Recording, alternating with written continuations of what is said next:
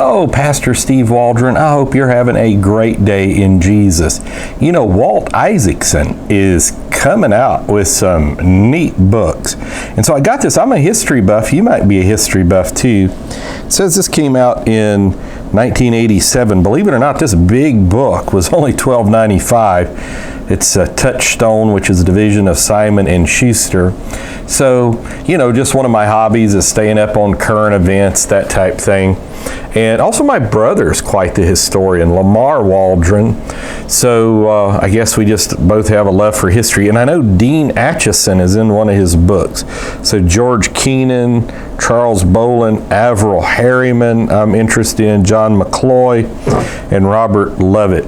So like McCloy, Harriman, Keenan, and Acheson I'm acquainted with. The other two I'm not. So 6 friends in the world. They made like world courts here. So like finding out what's the history of it. I remember I read a book by about the Rockefellers, done by the Rockefellers official person, and it was really fascinating.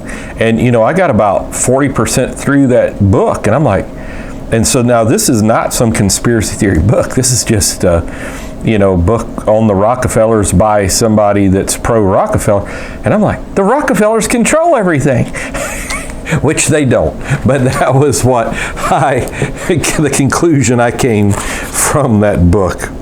So this has actually come out in '86. Evan Thomas. Now, if I want to say Evan Thomas, his dad was Norm Thomas, who kept running for president as a socialist in the United States of America. So this is the most revealing single work on the post-war American period. And I've done some reviews on, you know, some books that would just be coming from along the same lines, different perspectives maybe. And it's just one of the things I do. But Walter Isaacson, again, I think he may be head of the Aspen Institute right now. You'll want to check out, I mean, like, he's cutting edge still to this day, just coming out with all kind of stuff. I've reviewed a couple of his other books before.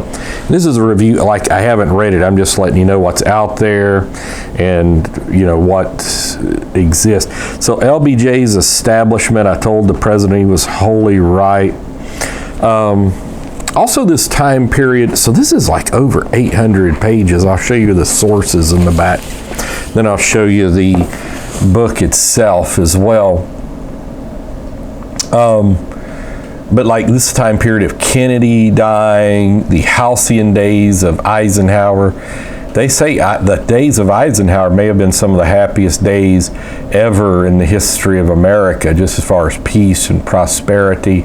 Even though you had the Korean War, that was, my dad was in that. It has a lot of pictures. I won't show you the pictures. I'll show you what's in there, like a different world.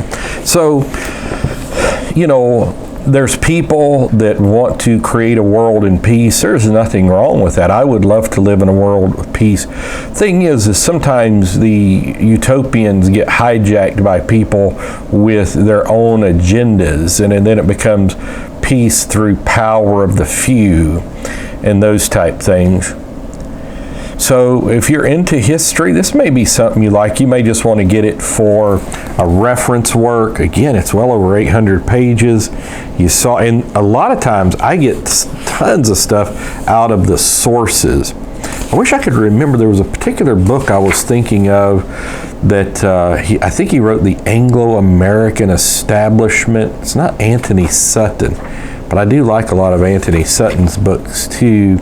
Anyhow, I can't think of it right now. But we're looking for a day where Jesus comes back and then he's ruling over everything. God bless you. We love you. Please subscribe. Hit the bell notification. Join us every day. Talk with you later in Jesus' name.